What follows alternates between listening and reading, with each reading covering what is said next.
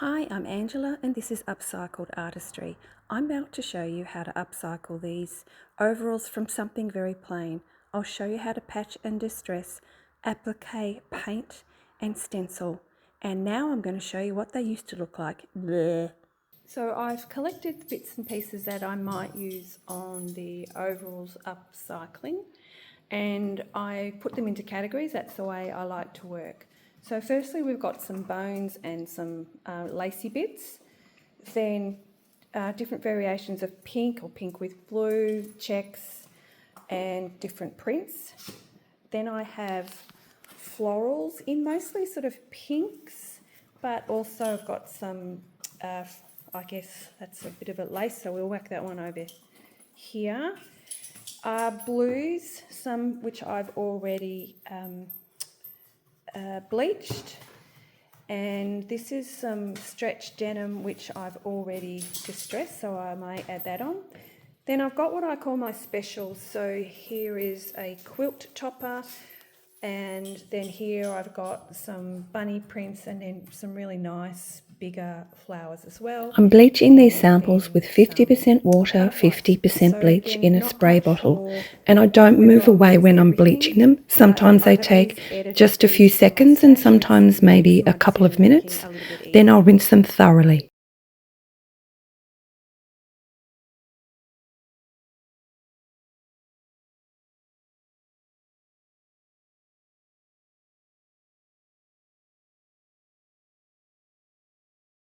I've bleached these four samples, and you can see the original on the left, the bleached, original, bleached, original, bleached and original and bleached. And some of them are quite different. We've gone from pinks and reds to oranges. This one's similar, just a lighter pink. You can see I've pretty much lost all of the blue in this one, and this one I've lost all of the green. So when I'm bleaching, I always do a sample. I never bleach the whole piece of fabric that I've got because you just don't know how they're going to turn out at all. So with these samples, I'll probably use this one on the overalls and this one. Not sure about these two because the tones have changed quite significantly, but anyway, that's another reason why I just do a sample first. So all I've done at this stage is pin patches on top of the overalls, and I've used a combination of muted colours. I was originally thinking I'd just do blues and pinks, but I've ended up doing mostly pinks and greens with some blues. I haven't yet distressed the overalls.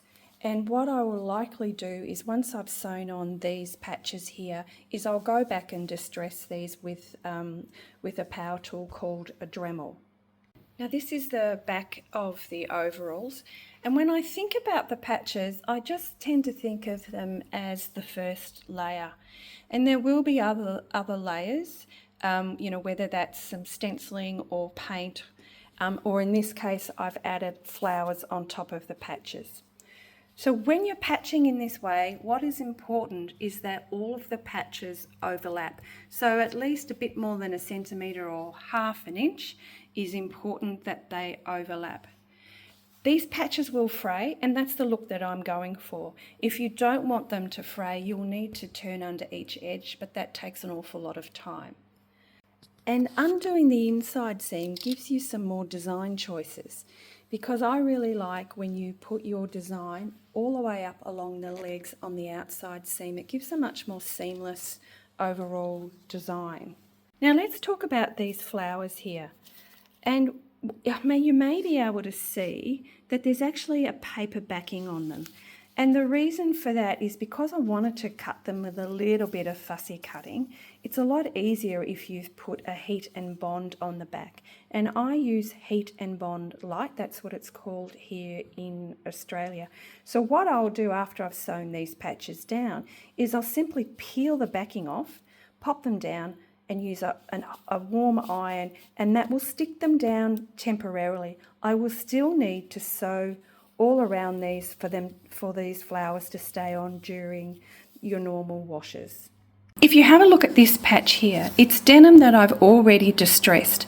Sometimes I don't like to distress a piece of clothing because it can sort of interfere with the structure.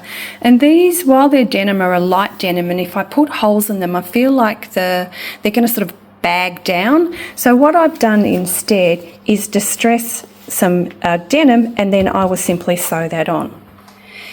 Now, you can use a zigzag stitch, which will give you less fraying, or you can use a straight stitch. I prefer to use a zigzag stitch because some of these cottons are quite light, and so, over repeated washings, you can end up with the patches coming a bit loose if you've just done a straight stitch. But you can also do any sort of decorative stitching as well. Now, you don't need to put each patch on individually. So I don't need to take all of these off and then put them all individually, one on top of the other. What I can do is sew around this patch here, then sew around this patch here. This one obviously will need to be sewn all the way around. So again, I can sew around this patch here and around here, and it greatly reduces the amount of stitching and therefore the time that it's going to take you. Now, you don't always need to use the fabric with the right way up. This is some denim. While I really like the colours, the more muted tones fit what I'm doing here, so I've just turned it around the other way. And I know I do that with prints as well. So I've started the stitching, and I'm using a sort of pale pink thread, and I'm doing a mixture of zigzag, so zigzag, and decorative stitching. So this one says love, and along this one here it's sort of little swirly leaves. Now, because I'm sewing denim, I'm using a denim needle which is thicker.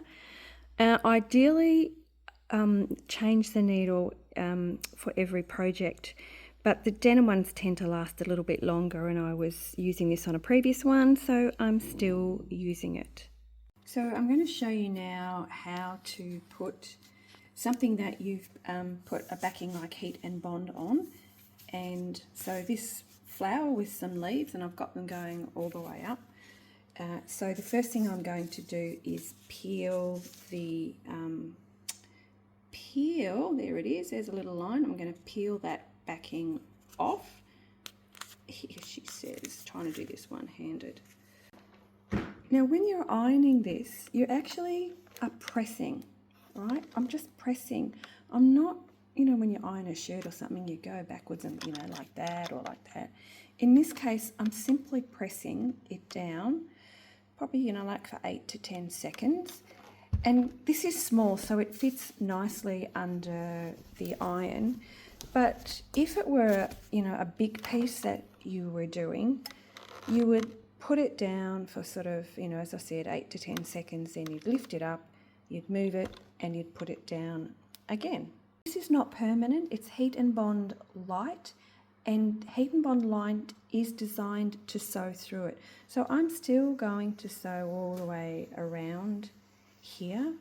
If I don't, this will peel off, over consecutive washes. And right now, it's not permanent. I could peel this off and put it somewhere else if I wanted to. So you can use heat and bond instead of pins. I tend to pin on all my design, and then, as I said, for where I'm fussy cutting out, I use the heat and bond. The other factor with heat and bond is that it changes the handle. I know you can't feel this, but because I put a plasticky backing on, it's stiff, as opposed to something that doesn't have heat and bond in it. It's still, really light. So you do need to be a bit cautious. I'm putting it on denim, so it doesn't matter that I've got something stiff on denim. Or if I'm using this on like a heavy cotton shirt, that's fine as well. It won't change the handle of it. But if you put layers and layers and layers of heat and bond over the top of something, like if all of these were heat and bond, that area there would end up being quite stiff. So I'm sewing these flowers on, and just to recall, these are the flowers that I had used the Heat and Bond light on. So these only need a straight stitch, but with the Heat and Bond they're not going to fray, so you don't need to do a zigzag stitch. So you can use your ordinary sewing foot with this. You don't need a darning foot or free motion sewing to do it, but you sort of do have to like move the overalls or the garment around quite a bit. I've been adding words to the patches. So this one says love and this says sweet. I'm lucky enough that my machine does that for me. So what I've decided on the very top, so on the bib, I'm going to add obviously a patch, and I want to write on it the same words of love or sweet. And to make it stand out a little bit more, I'm basically going to quilt those words. So again, just on my machine, I just tap the right button and it will just keep repeating sewing the words. But if I quilt this, then it'll stand out a little bit more, because these don't stand out a hell of a lot unless it's on a plain one. And of course, I don't want a plain one. So here's some batting that I got from a garage sale. And I've just pinned it, and I will just, again, sew the words straight across here. Now, if you don't have some batting yourself, you don't need to buy any. You can just get some old material. The older the better. So if it's old cotton, it will work, and you might need something like 4 layers of it. Again, just pin it underneath, and that can become your batting. If you've got an old blanket, you could use that as well. So I finished making the patch for the pocket, which I thought I was going to be able to sew on, but yeah, it's too deep. I can't get it all through the machine. So here we go. Plan B, unpick the pocket, sew this on, and then I will just re-sew the pocket. There you go. Stuff happens when you're upcycling.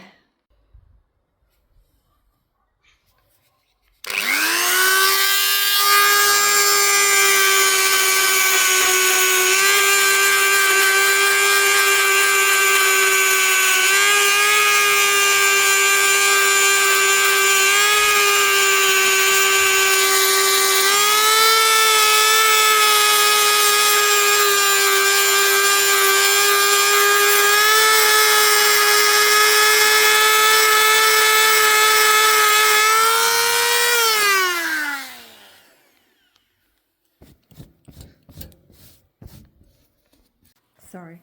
I've done this with a Dremel tool, but you can also do it with a Stanley knife. It won't be as fluffy. You get more cuts. If you use a rasp, you'll be doing this for about 4 hours, because a rasp really is very, very slow, but it does give a nice subtle effect. A razor blade, no, doesn't work. You keep breaking your razor blades. A grater, yes, it will be subtle. You'll get these sort of rip effects, but seriously, another 3-hour job. So let's have a look post distressing with the Dremel. So I've done bits pretty much where there's thick layers of denim, so more than one layer of denim, and that's because you show the denim layer underneath. So anything that's got a seam, like here's the fly, anything that's got a seam works really, really well. Now I also distressed the patches that I put on, and I'm really happy with this because I gave it a really light distress. Don't worry about the bird yet, that's just there for the time being. And then down here as well, really light. And then I've overdone this one, so I'm not sure yet what I'll do to resolve that. Maybe it will grow on me. Not sure I can rip these into a bigger hole, but the thing is the denim underneath looks too sort of perfect. I could rip it and put a patch underneath it. I could just put a patch over part of it, which is what I might do. I think that looks better because I just wanted a light distress look. I've also done bits on the back as well. So I've done this with a Dremel tool. I made a decision about this patch that I thought was too distressed. And I am going to cut some of it out and put this bit of fabric on it, which is a similar print but a different colour to a piece that I've got some way down on the leg. So we will give that a go and see what it looks like. I've just cut out a piece and poked it in. You can see I've cut around it. I've deliberately not cut it in any perfect way, and now I will sew around. I'm probably going to use a straight stitch here because I don't want it to compete with the rest of the stitching, and then all this will fray, in particular after it all gets washed. So this is what the patch within a patch looks like that I did. I sewed around a couple of times just because I liked it, and because I liked it so much I have added another one down here and another one there, so it really gives it a sort of a worn look, which is the overall vision that I'm going for. Now before I sew this front pocket back on, I am going to position and sew partially this flower somewhere around here. Now if I put the pocket on and then sew this on, because I'm going to sew around here, I'd be closing off the pocket, which I don't want to do. So I will sew partially. So I'll sew this onto this pocket before the pocket's sewn onto the overalls. And then once it's sewn onto the overalls, I will sew the rest of it. And probably what I'm going to have to do is when I sew the pocket on, lift this up so that I can continue to sew the pocket all the way around. A little bit of fiddling around, but I think in the end, because these colours match so nicely, I think it will be worthwhile. So I've sewn the flower onto the pocket just around this edge. So I can lift this up, that's what I mean. I can lift this up to sew the pocket back on, and then when I sew this part, I won't, that's okay because that won't close the pocket there. But none of where I sew is going to close this pocket off on the overall, so it's all going to be good. Great. Well, I've added one final patch, and I guess it's sort of out of my specials. And it's meant to look like a torn letter sort of hanging out of the pocket. The other thing is I forgot to mention that I removed one pocket. I always like to remove one just to get that contrast of the older denim underneath. I don't tend to remove two because I find most people like to put something in their back pocket. Okay, so I'm now going to use some paint, fabric paint, to distress these further. And so that's the brush, and see, I don't have much on there. So essentially I'm sort of using a dry brush, and here's all I'm going to do. You can see I'm not leaving much behind at all, and I can add layers like that's, I'm not concerned. If I don't have enough, I'll just add layers. So I know it's hard to see, it's because I'm not putting much on. What I don't want is a big blob anywhere. And I'll also paint over the top of my fabric as well. So look, probably a bit too much there, so let's just rub that off a bit. Okay, so it's meant to look sort of natural, like these are old overalls. So this is what I'm going to do. I might come back with another colour, but for the now, see, it's very, very subtle. All right, I'm going to do some stenciling now that the paint is dry. And because I've got some hearts elsewhere as patches, I'm going to use my small heart stencils. Now I'm using a fabric pen, and this fabric pen is, what's the brand? Montmart. It has a thicker tip and a fine tip. It's a gold colour, which I think will be good. So I'm going to give the first one a go. I always do a practice, and that's just to make sure that I'm happy with the shape of the stencil. And in fact, I'm going to leave out these two here because they don't really come up. They sort of come up as blobs. But anyway, I'll do this now. So I've done the first stencil using that gold fabric pen. So all I need to do is iron this, and it's the same with the fabric paint. They just need to be ironed before the garment gets washed, and that will set it. So I'm now going to use this stencil to put the word love just down here, which is on the front. I don't want things centered. That never works out well for me. So I'm going to use white paint this time. So again, white fabric paint. So I'm using a smaller brush this time. Just a reminder again that I use what's called a dry brush when I'm using the stencils, and I can always come back and add more. There's a sort of dry brush. Okay, I've just done the L and it really looks dreadful. So what we're going to do is just do this and turn that into just a bit of just sort of distressing, and we won't use this one. Okay, so I've done the patching, I've done paint splatter, I've added the stencils, and so now I'm going to do some hand sewing. So I have pulled out a few different embroidery threads. I think embroidery floss is what they're called in some other countries. And I'm just going to do some hand stitching like around here, and it's only decorative because these are well and truly anchored to the overalls.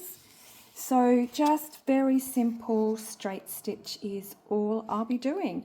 But I will add some other stitching, you know, up here, for example, somewhere along here, whether it's a straight stitch or something else. So there'll be little pockets, and even on the back pocket, let's look at the back pocket, which is now got its lovely envelope. I will do some along here as well. All right, thank you. Now the other special thing I'm going to do is I'm going to attach these fabric beads. So see a hole in them, so it's a bead. I made these a couple of years ago. They take a bit of time, like they take about an hour each to make, provided you've got everything already. And I had previously dyed the fabric that I used for these.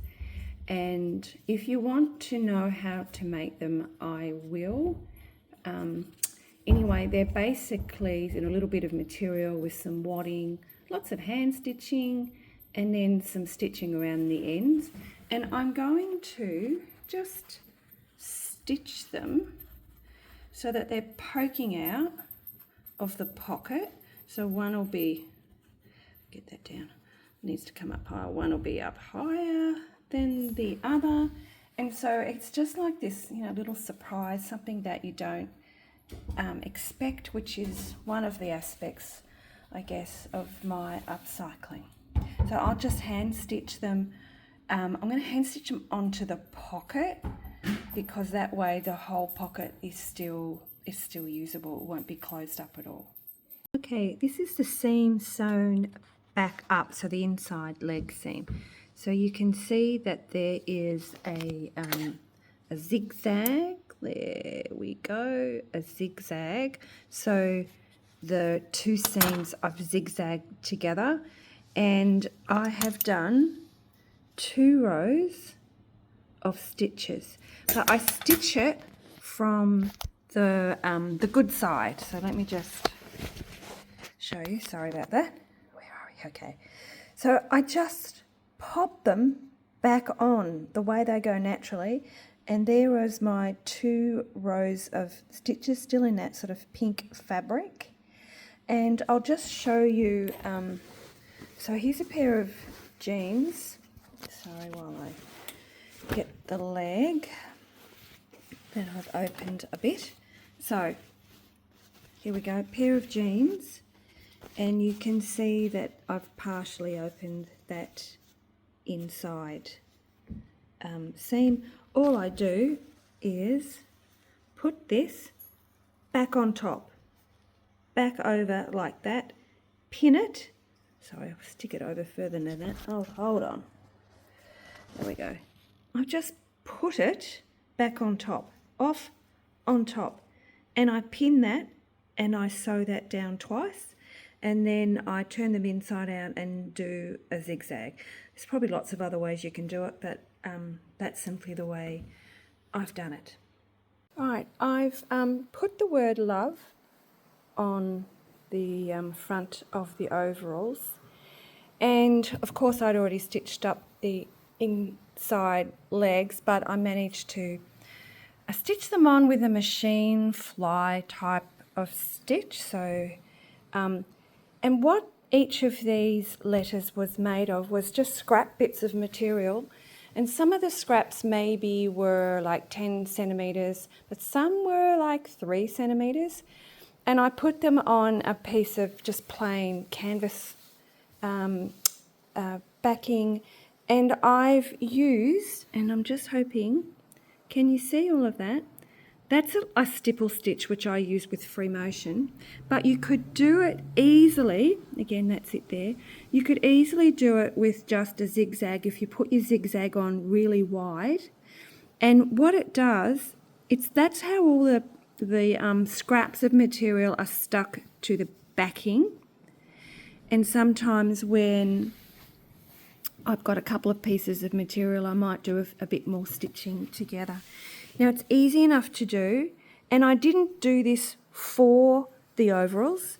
I sometimes just, when I've got scraps of similar colours, will just put them together, and I think I've probably made up, you know, a square that might have been about 30 centimetres, so that's 12 inches. So look here, you can see how, right, there's the edge of one of the scraps. So the scraps don't have to be cut, they can just be ripped scraps. So it has a rustic vibe to it, but I really love that effect. Let me know what you think.